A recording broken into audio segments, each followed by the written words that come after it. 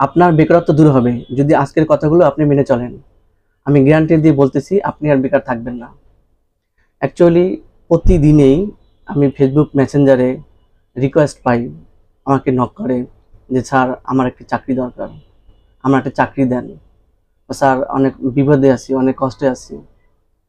ব্যক্তিগতভাবে আসলে এই কথাগুলো খুবই কষ্টকর এবং পার্সোনালি আমি অনেক কষ্ট পাই। কিন্তু চাকরিটা তো আসলে এভাবে বললেই হয় না, এভাবে তো আসলে চাকরি দেওয়া সম্ভবও হয় না। তো এর জন্যই আমি আপনাদের কিছু কথা বলবো আজ, যে কথাগুলো যদি আপনারা মানেন আপনারা আর বেকার থাকবেন না।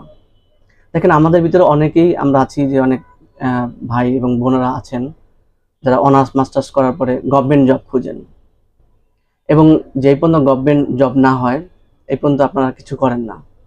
তো গভর্নমেন্ট জব আসলে একটা ভাগ্যের বিষয় থাকে, কারো খুব সহজ হয়ে যায় এবং কারো খুব লেন্দি প্রসেস বা অনেক সময় সাপেক্ষ হয়ে থাকে।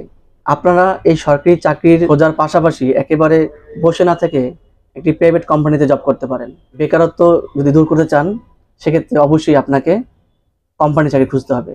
আর কোম্পানির চাকরিতে করতে হলে আপনার কম্পিউটারের উপরে বেসিক নলেজ থাকতে হবে, যেমন MS ওয়ার্ড, MS এক্সেল এবং পাওয়ার পয়েন্ট। আরেকটা বিষয় হচ্ছে যে আসলে বর্তমান প্রেক্ষাপটে বাংলাদেশে অভিজ্ঞ লোক এই কোম্পানিগুলো বেশি হায়ার করে থাকে। আপনি অনার্স মাস্টার পাস করতে পারেন কিন্তু আপনার অভিজ্ঞতা নেই, আপনার ফ্রেশার, চাকরি পাচ্ছেন না, কোথাও আপনাকে সুযোগ দিচ্ছে না, সেক্ষেত্রে আপনি হতাশ। এই হতাশ না থেকে আপনি একটু টেকনিক খাটান।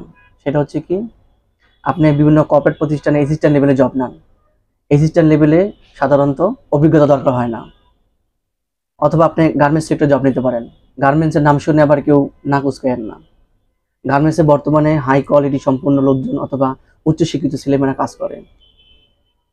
তো আমি গার্মেন্টসের কথা কেন বললাম, গার্মেন্টসে বর্তমানে একজন ফ্রেশার হেল্পারের বেতন শুরু হয় 12,500 টাকা দিয়ে, এবং এই 12,500 টাকা হলো আপনার 8 ঘন্টার ডিউটির জন্য। গার্মেন্টস ফ্যাক্টরিগুলোতে 8 ঘন্টার পরেও ওভারটাইম হয়ে থাকে, সেক্ষেত্রে তা হতে পারে দৈনিক 2 ঘন্টা, 3 ঘন্টা, 4 ঘন্টা। আর এই যে আপনি ওভারটাইম করতেছেন, 8 ঘন্টা ডিউটির জন্য আপনি পাচ্ছেন 12,500 টাকা, অর্থাৎ 1 ঘন্টায় যে পেমেন্ট পাচ্ছেন তার দ্বিগুণ হবে ওভারটাইমে। এভাবে করে মাসে আপনি যতগুলো ওভারটাইম করবেন তার টোটাল ক্যালকুলেশন করে দেখা যাবে কি আপনি মানে মান্থলি 16 থেকে 18,000 টাকা তুলতে পারতেছেন। এখন আপনি মনে করেন ইগো নিয়ে বসে আছেন যে আমি অনার্স পাস, মাস্টার্স পাস, আমি কেন হেল্পার পোস্টে কাজ করব, আমি কেন অ্যাসিস্ট্যান্ট পোস্টে কাজ করব। যদি ইগো থাকে তাহলে তো মাস শেষে আপনার এই পকেটে এই 16 থেকে 18,000 টাকা আসবে না। আপনাকে বাবা মার কথা শুনতে হবে, এলাকার লোকজন বলবে যে ছেলেটাই মেয়েটা অনার্স মাস্টার্স পাস করে বসে আছে বেকার। অর্থাৎ সমাজের কাছে আপনি বোঝা, দেশের কাছে আপনি বোঝা, হতাশার গ্লানিতে আপনি ডুবে যাবেন। আপনি একটা সিভি বানাবেন যেখানে মাত্র উল্লেখ করবেন আপনি ইন্টার পাস। কারণ গার্মেন্টসে কখনোই হেল্পার পোস্টে বা অ্যাসিস্ট্যান্ট পোস্টে অনার্স মাস্টার পাস লোক খোঁজে না। তখন তারা কি মনে করে যে এই লোক হয়তো সাময়িক অসুবিধায় পড়ছে, এখন চাকরি করবে, কিন্তু সে পরবর্তীতে ভালো জব হলে চলে যাবে। এই জন্য আপনি সিভিতে শুধু ইন্টার পাস উল্লেখ করবেন। ইন্টার পাস উল্লেখ করে কোনো গার্মেন্টসে ঢুকলেন, ঢোকার পরে আপনার কাজের পাশাপাশি আপনি ট্রাই করবেন আপনার উপরের পোস্টে কী কাজ আছে সেগুলো শেখার ট্রাই করবেন। কর্মন্যায় আপনার যে ঊর্ধ্বতন বস থাকবে তাদের সাথে সম্পর্ক ভালো রাখার চেষ্টা করবেন, এবং সুযোগ বুঝে বলবেন যে স্যার বা বস, আমার কিন্তু শিক্ষিত যোগ্যতা এটা আছে, আমি এই এই পোস্টে আমি যে কাজগুলা আমার সিনিয়র ভাইয়ারা বা আপুরা করেছে সেই কাজগুলো আমি পারি, দয়া করে স্যার যদি আমাকে সুযোগ দিতেন।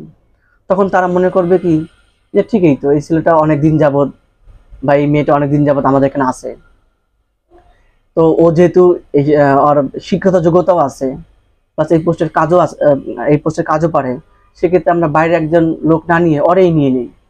এইভাবে কিন্তু আপনার উপরে উপরে যেতে পারবেন ধাপে ধাপে। অর্থাৎ একটা সময় আপনার যে শিক্ষাগত যোগ্যতা ওই লেভেল পর্যন্ত পৌঁছতে পারবেন।